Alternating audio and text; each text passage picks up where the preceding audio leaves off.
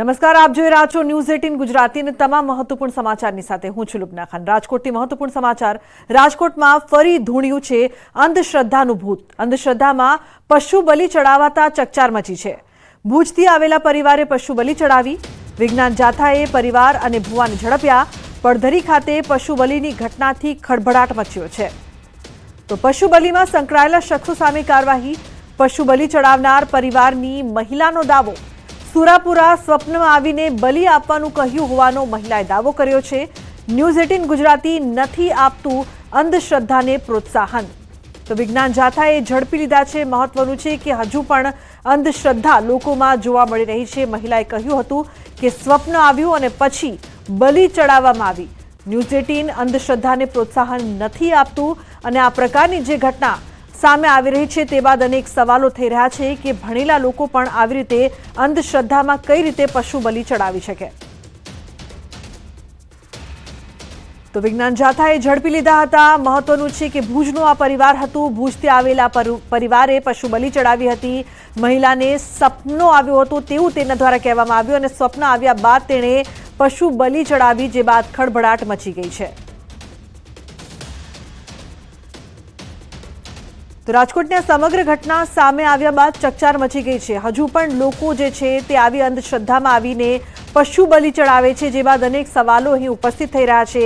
વિજ્ઞાન જાથા દ્વારા આ સમગ્ર લોકોને પકડી પાડવામાં આવ્યા અને પરિવારને ઝડપી પાડવામાં આવ્યા।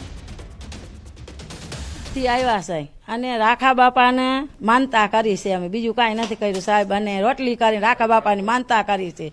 કોઈ દેવની કોઈ અમે એવી નથી કે બલિ ચડાવી, આ માનતા કરી છે। અને માનતામાં હવે સાહેબને કહો કે કહી દીધું સાહેબ આવ્યા છે તે હવે અહીંયા મારી હાજરી લે છે। હું શું કહું સાહેબ એને? અને બીજું આ કાલે વટાણ તમે ભૂજ્યા હતા, આજે અહીંયા આવ્યા હતા। આજે કહો કે અમે આ બલિ ચડાવી કહો કે કહી દીધું કે આ એને બલિ કાંઈ નહીં, ઘરે ને ઘરે કર્યું છે। આ રાખા બાપાની માનતા છે, અમારા માતાજીનું ને એવું કોઈનું છે નહીં। અને મારો પગ ભાંગ્યો તો મેં માનતા માની હતી રાખા બાપાને, તો મને રાખા બાપાએ મને હાજી કરી દીધી અને મને સપને આવ્યા કે મારી માનતા તું દઈ જા। તો હું આજ માનતા દેવા આવી છું। તો સાહેબ હવે માનતા દીધી તો માણસ કોકે કહી દીધું તો સાહેબ અમારા ઘરે આવ્યા છે। તો ઘરે આવીને કહે છે ઓલું લાવો ને ઓલું લાવો। સાહેબ માંગીને લાવ્યો છે, માણસ કોક લઈને વ્યાઈ ગયા, અમે ક્યાંથી દઈ કયો। માકાડીના ભુવા પણ અહીં હતા, તમને ભુવાએ કીધું હતું કે આ પ્રકારે બલિ આપવાનું કે સુરાપુરા શું કહેશો? ના, માતાજીના ભુવા તો છે પણ એને અમને કાંઈ કીધું નથી। માતાજીને ભૂએ અમને કાંઈ કીધું અમને તો અમે અમારી મેળાએ અમને માતાજીએ જે પરસો પૂર્યો ને રાખા બાપાએ એટલે જ મેં આ માનતા કરી છે। એટલે મેં જ માનતા માની હતી એટલે હું જ માનતા કરું છું રહી। માનતા મારી જતી, મારો પગ તમારા સુરાપુરા કઈક તમને સપનામાં આવ્યા હતા, આ શું વાત છે? તમને શું તકલીફ હતી, શું કહેશો? સપનામાં આવ્યા રાખો બાપો કે અમે અહીંથી વ્યાઈ ગયા, તો કે તમે વહી કેમ ગયા? કે મારી માનતા કર્યા વગર તમારે અહીંયા કેમ જવાય કે બીજા મલકમાં? કે તો કે મારી માનતા દઈ જા કે અને મને માનતા સડાવી જાય તો મેં હાજુ કરી દીધું, મારી માનતા ન દેવી પડે। એટલે મેં આવી કરીને મારા ઘરવાળાને વાત કરી કે મને આવી રીતે સપનું આવ્યું। તો એને અહીંયાથી ભુજથી બકરો લીધો નાનકડો, હવે બકરો લઈને આ રાખા બાપાને અમે સડાવવા આવ્યા છે। અને રાખા બાપાને સડાવ્યો અને અટાણે આ સાહેબને કોઈ કીધું હોય શું હોય ભગવાન જાણે, પણ આ સાહેબ આવ્યા કે હવે આ શાક લાવો ને ઓલો હું કોઈ બધું લઈ જાઉં સાહેબ તમે, બીજું શું? બકરાના કટકા કરીને હવે શું કરવાના હતા તમે? એને અહીંયા ધૂપ દેવાનો બસ, બીજું કાંઈ નહીં। એને દેતો કરીને અને એને ધૂપ દેવાનો અમારે, બીજું કાંઈ ન કરવાનું બસ। એને ઝીણી કટક્યું કરી અને દેતો હરગાવી અને પછી એમાં ધૂપ દેવાનું, નારિયેલ અને બકરાની કણિયું એ બધું એને ધૂપ દેવાનો, બીજું કાંઈ ન કરી। એને તાવો ને ચાપડી પણ બની રહી છે, શું કહેશો?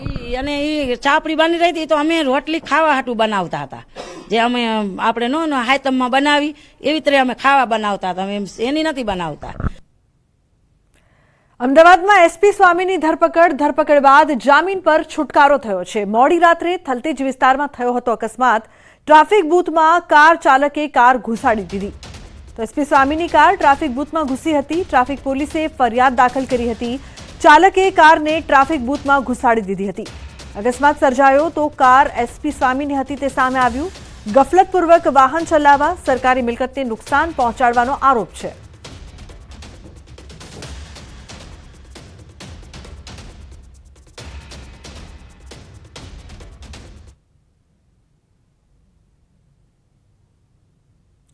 તો છોટાઉદેપુરમાં દીકરીઓની સલામતી પર સવાલો ઉઠ્યા બાદ હવે જે સ્થળેથી પિકઅપ વાન વિદ્યાર્થીઓને ગામડા સુધી પહોંચાડે છે તે સ્થળે અમારી ટીમે રિયાલિટી ચેક કર્યું.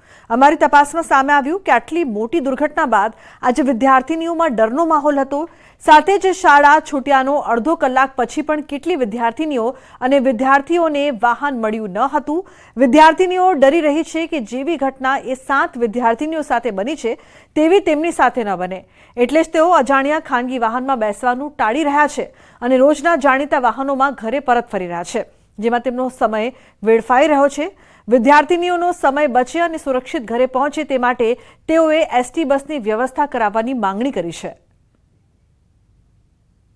અમે છૂટીને અડધો કલાક થયો હતા અને અહીંયા બહાર બેઠા છે. કોઈ વાહન જો આવ્યું તો નહીં, તો કોઈ વાહન મળે તો બેહીએ, ઓળખાણ વગર નહીં બેસતા. હજી તો ઇકો મૂકવા ગઈ છે તો દર મહિને અમે 700 રૂપિયા આપીએ છે અને લેટ ઘરે જવાનું. બીક લાગે છે, ઓળખતા વગર નહીં બેસતા. દીકરીઓની સલામતી સામે અનેક સવાલો ઊભા થયા છે, કારણ કે છોટાઉદેપુર જિલ્લામાં જે ચકચાર જે ઘટના બની છે, જે વિદ્યાર્થીઓની સામે જે રીતે ઘટના ઘટી છે તે પ્રમાણે ન્યૂઝ 18 ગુજરાતીની ટીમ કોશિંદ્રા સ્કૂલ છૂટ્યા બાદ રિયાલિટી ચેક કરી રહી છે. આપણે આવી પહોંચ્યા છીએ આજે હાઈવે ઉપર, જ્યારે આ જે સ્કૂલ છે જે છૂટી છે અને બાળકીઓ અહીં બહાર આવી વાહન વ્યવહારની રાહ જોઈ રહી છે. આમ તો આ જે રૂટ ઉપર સમય પર કોઈ બસ નથી.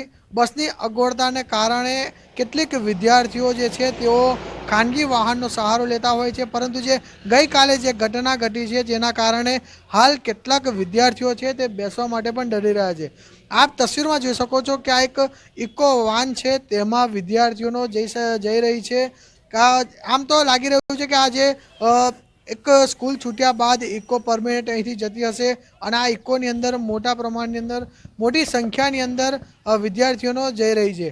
આમ તો દીકરીઓ સુરક્ષિત કે કેમ તેની પર અનેક સવાલો હાલ ઊભા થયા છે અને હાલ સ્કૂલ છૂટ્યાને પણ અડધો કલાક થઈ ગયો છે, પરંતુ કોઈ બસની સુવિધા નથી, જેના કારણે વિદ્યાર્થીઓને ખાનગી વાહનનો સહારો લેવો પડ્યો છે.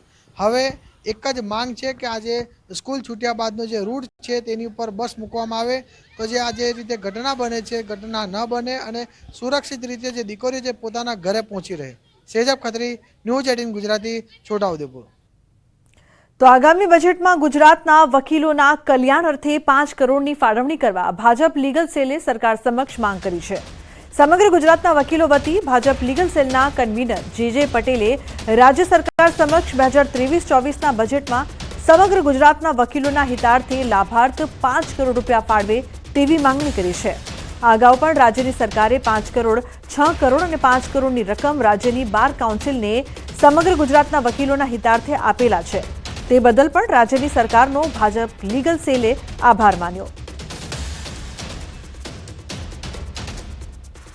સમગ્ર ગુજરાતના વકીલોના લાભાર્થે 2023-24ના બજેટમાં ભારતીય જનતા પાર્ટીની ગુજરાત સરકાર 5 કરોડની ફાળવણી કરે તેવી નમ્ર ભાને વિનંતી કરું છું, માગણી કરું છું. આ અગાઉ રાજ્યની સરકારે 5 કરોડ, 6 કરોડ અને 5 કરોડ જેવી માતબર રકમ બાર કાઉન્સિલ ઓફ ગુજરાતને સમગ્ર ગુજરાતના વકીલોના કલ્યાણ અર્થે આપી છે. એનો આભાર પણ માનું છું.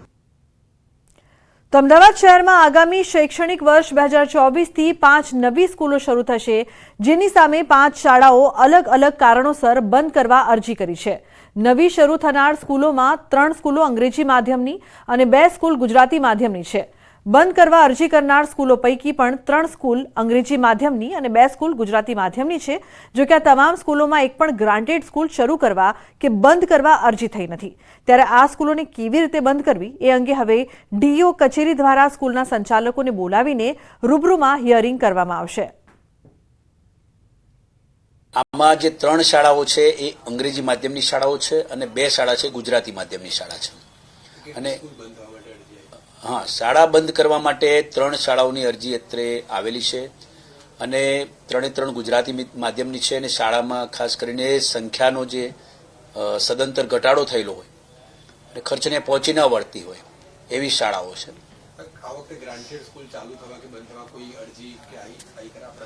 નહીં, ગ્રાન્ટેડ શાળા બંધ થવા માટે એવી કોઈ અરજી આવેલી નથી. ગ્રાન્ટેડ શાળાના વર્ગો સંખ્યાના અભાવના કારણે ઘણી જગ્યાએ જે નક્કી કરેલા ધારાધોરણ ના જળવાતું હોય એટલે વર્ગ ઘટાડા કરવામાં આવેલા છે, પણ આખી શાળા કોઈ બંધ કરવામાં આવેલી નથી.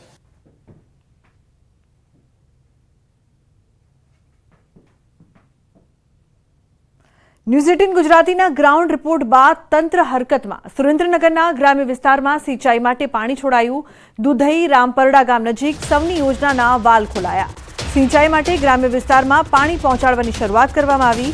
દુધઈ સહિતના ગામોના 3000થી વધુ વીઘા જમીનને થશે ફાયદો. સિંચાઈના અભાવે શિયાળુ પાક નિષ્ફળ જવાનો ખેડૂતોને ભય હતો. દુધઈ અને રામપરડા ગામ નજીક 2 વાલ્વ ખોલવામાં આવ્યા. જીરું, વરિયાળી અને ઘઉં સહિતના પાકને જીવનદાન મળવાની આશા છે.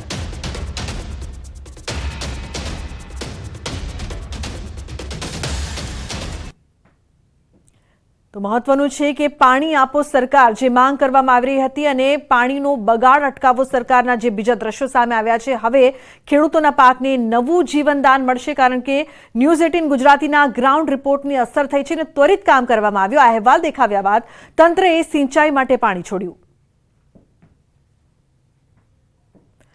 તો ગીર સોમનાથના હિરણ ડેમમાંથી શહેરીજનો માટે મોકલાતા પાણીમાં ચોરી થતી હોવાની ફરિયાદ ઉઠી છે. વેરાવળ નગરપાલિકાના પાણી પુરવઠા અધિકારીએ 7 જેટલી ચોરી ઉઘાડી પાડી છે. ડેમમાંથી લોકોને પાણી આપવામાં આવે તે લાઇનમાં પંચર કરી કેટલાક લોકો પાણીની ચોરી કરતા હતા. ઉકડિયા ગામ નજીક 7 ગેરકાયદેસર કનેક્શનો મળ્યા છે. નગરપાલિકા પાણી ચોરી કરનારા શખ્સો સામે કાયદેસરની કાર્યવાહી કરશે. હાલ નગરપાલિકા દ્વારા સખત કાર્યવાહી કરી અને બિનઅધિકૃત જેટલા કનેક્શન છે એ શોધી અને તરત જ કાર્યવાહી કરીને બંધ કરવામાં આવે છે. અત્યાર સુધીમાં 8 કનેક્શન મળી આવેલ છે, જે સંપૂર્ણપણે બંધ કરવામાં આવેલ છે.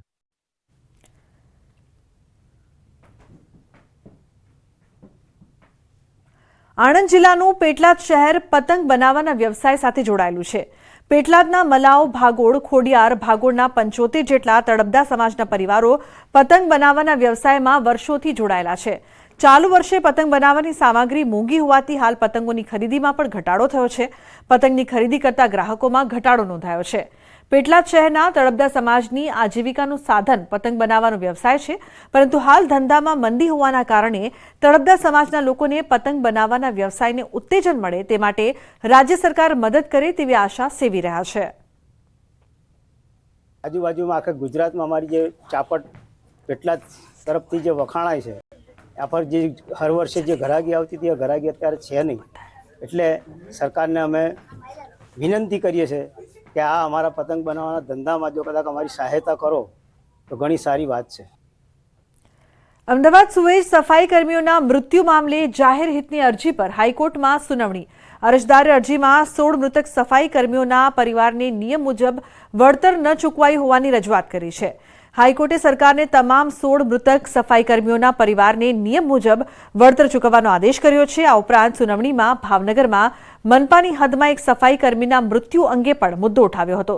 આ બાબતે રાજ્ય સરકાર તરફથી પ્રતિક્રિયા આપતા જણાવ્યું કે 16માંથી 8 મૃતકના પરિવારજનોને વળતર ચૂકવવાનું બાકી હોવાનું જણાવ્યું હતું.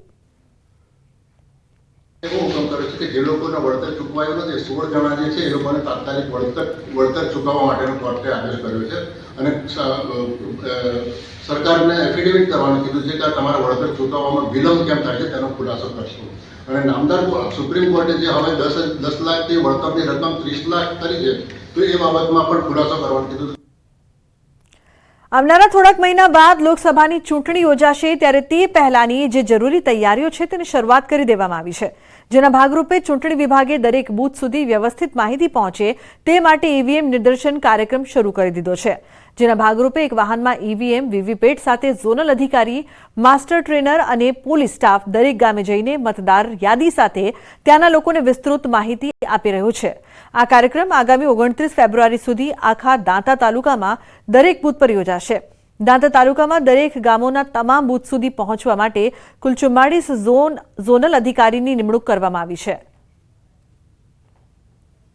ચેખલા ગામે લોકસભા 2024ની ચૂંટણી અંતર્ગત ઈવીએમ મશીનનો નિદર્શન કાર્યક્રમ રાખેલ છે, જેમાં આદિવાસી વિસ્તારના પટ્ટાઓમાંથી આવતા વિવિધ વિભાગમાંથી વિવિધ મતદારોને ચૂંટણીનું મતદાન કેવી રીતે કરવું તેની જનજાગૃતિ માટેનું ઈવીએમ દ્વારા પ્રેક્ટિકલ કરીને બતાવવામાં આવેલ છે. તો આગામી લોકસભાની ચૂંટણી પૂર્વે જ્યાં એક તરફ રાજકીય પક્ષ આગોતરી તૈયારીઓમાં વ્યસ્ત છે તો બીજી તરફ તંત્ર પણ એ વાતનું ખાસ ધ્યાન રાખી રહ્યું છે કે તમામ મતદાર મતાધિકારનો ઉપયોગ કરી શકે અને કોઈ પણ વ્યક્તિ મતદાનથી વંચિત ન રહી જાય, જેના ભાગરૂપે પંચમહાલ જિલ્લા કલેક્ટર અને મુખ્ય જિલ્લા ચૂંટણી અધિકારીના માર્ગદર્શન હેઠળ મતદારોમાં જાગૃતિ લાવવાનો પ્રયાસ કરાઈ રહ્યો છે. ખાસ કરીને જે નવા યુવા મતદારો છે તેઓએ ઈવીએમનો ઉપયોગ કઈ રીતે કરવો તેનાથી તેમને વાકેફ કરાવવામાં આવી રહ્યા છે. ખાસ વાત એ પણ છે કે આ અભિયાન લોકસભાની ચૂંટણી જાહેર થાય ત્યાં સુધી કાર્યરત રહેશે.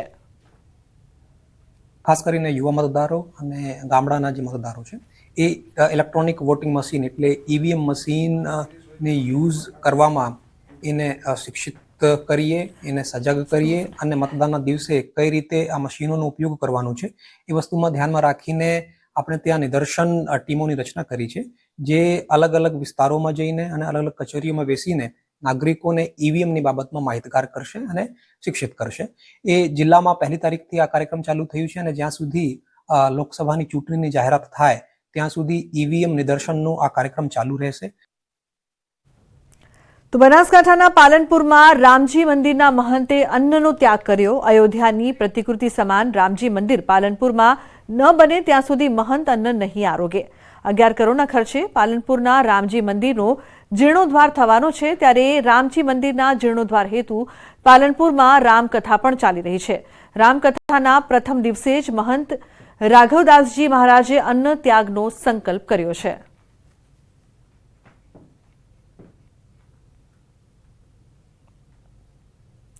અયોધ્યામાં રામ મંદિર પ્રાણ પ્રતિષ્ઠા મહોત્સવને લઈને રાજકોટમાં ઉજવણી કરવામાં આવી રહી છે. સંગઠન મહામંત્રી રત્નાકરજીએ અસદુદ્દીન ઓવૈસીના નિવેદન પર આપી છે પ્રતિક્રિયા. રામ મંદિર એ કોઈ રાજકીય મુદ્દો નથી, દરેક ભારતીયનું આસ્થાનું કેન્દ્ર રહ્યું છે.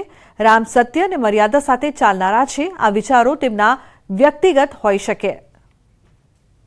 देश में यह परिस्थिति जब से यह बात शुरू हुई है, देश की अपनी आस्था का विषय है. राम कभी भी राजनीति के मुद्दे नहीं थे, राम हमेशा आस्था के विषय है. अब आस्था जिनकी जहां है और जहां जो काम कर रहा है उसकी अपनी सोच हो सकती है, इसलिए राम कभी भी संघर्ष की कहानी, राम हमेशा सत्य और मर्यादा के साथ जीने वाले हैं और उसको मानने वाला भारत का हर नागरिक मर्यादा के साथ जीता है. इसलिए अपनी सोच का विषय हो सकता है, उनकी अपनी समझ की बातें हो सकती है.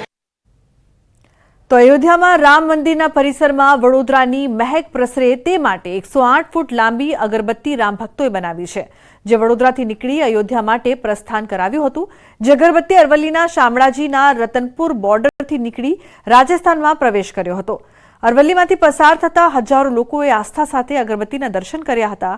વડોદરાથી લઈને અયોધ્યા સુધી પહોંચતા ઠેર ઠેર ભવ્ય સ્વાગત કરવામાં આવશે.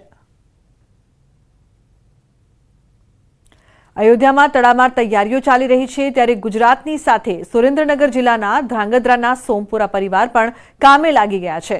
અહીં કારીગરો દ્વારા છેલ્લા 7 મહિનાથી રામ મંદિરમાં રંગ મંડપ, પ્રાર્થના કીર્તિ મંડપની મૂર્તિઓ તેમજ સ્તંભ બનાવવાની કામગીરી કરવાનો મોકો મળ્યો છે. ધ્રાંગધ્રા ખાતે રહેતા હિતેશભાઈ સોમપુરા 3 પેઢીથી પથ્થરની મૂર્તિઓ સાથે શિલ્પ સ્થાપત્યના વ્યવસાય સાથે સંકળાયેલા છે. તેઓ અંદાજે 25થી વધુ કારીગરો સાથે છેલ્લા 7 મહિનાથી રામ મંદિરના પ્રાર્થના કીર્તન ખંડ, રંગ મંડપ સહિતની જગ્યાઓમાં મૂર્તિઓનું અને કોતરણીયુક્ત સ્તંભો બનાવવાની કામગીરી કરી રહ્યા છે. સમગ્ર ગુજરાતમાંથી પ્રાર્થના અને રંગ મંડપની મૂર્તિઓ બનાવવાની કામગીરી ધ્રાંગધ્રાના આ પરિવારને મળતા ઝાલાવાડનું ગૌરવ વધ્યું છે. મહત્વનું છે કે ધ્રાંગધ્રાના સોમપુરા પરિવાર અને કારીગરો દ્વારા પાવાગઢ, પીપળીધામ, ખોખરા હનુમાન મંદિર, મોરબી સહિતના અનેક ધાર્મિક સ્થળો અને મંદિરોમાં મૂર્તિઓ અને પ્રાચીન સ્થાપત્યના સ્તંભો બનાવ્યા છે. અને હવે દરેક ભારતીયનું સ્વપ્ન એવા અયોધ્યા રામ મંદિરમાં પણ અમૂલ્ય તક મળતા ગર્વની લાગણી અનુભવી રહ્યા છે. અમે પેઢીઓથી આ મૂર્તિકામ કરતા આવ્યા છીએ અને વિશેષ તો એ કે જે આ જે રામ મંદિર નિર્માણ થવા જઈ રહ્યું છે કે જે પેઢીઓ વર્ષોથી એનો ઇંતજાર હતો. ગુજરાતના ઘણા સ્થાપત્યોમાં અમે કામ કરેલું છે. અત્યારે અમને અયોધ્યાના આ મોટા રામ મંદિરમાં મોકો મળેલો છે કામ કરવાનો, એના માટે અમને ખૂબ આનંદ છે.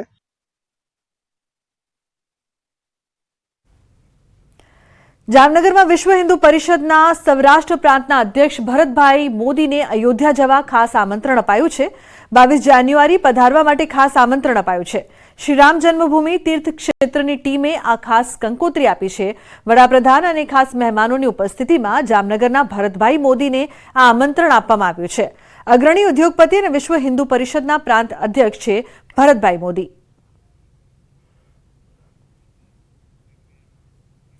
મધ્યપ્રદેશના ઓમકારેશ્વરથી નીકળેલી નર્મદાની સેવા પરિક્રમા કરતા પદયાત્રીઓ વડોદરાના માલાસર મુકામે આવી પહોંચ્યા છે. 27 નવેમ્બર 2023થી મધ્યપ્રદેશના ઓમકારેશ્વરથી સંત દાદાગુરુએ મા રેવાની અનોખી પરિક્રમાની શરૂઆત કરી હતી. સંત દાદાગુરુ 3 વર્ષ અને 2 મહિનાથી અન્નનો ત્યાગ કરી સેવા પરિક્રમા શરૂ કરી હતી. આ પરિક્રમાનો ઉદ્દેશ નર્મદા નદીનું સંરક્ષણ, પ્રકૃતિ, વૃક્ષો અને પ્રદૂષણના સંકલ્પ સાથે શરૂ કરાઈ રહ્યો છે. હાલમાં સંત દાદાગુરુ નર્મદા નદીના નીર પીને જ જીવન ગુજારી રહ્યા છે. આ પરિક્રમા યાત્રામાં 600થી વધારે પદયાત્રીઓ જોડાયા છે. પરમ પૂજ્ય શ્રી દાદા ગુરુજી છે, જે છેલ્લા 3 વર્ષ અને 2 મહિનાથી વગર અન્ન નિરાહાર છે, એટલે ફક્ત પાણીથી નર્મદા જળનું સેવન કરી રહ્યા છે.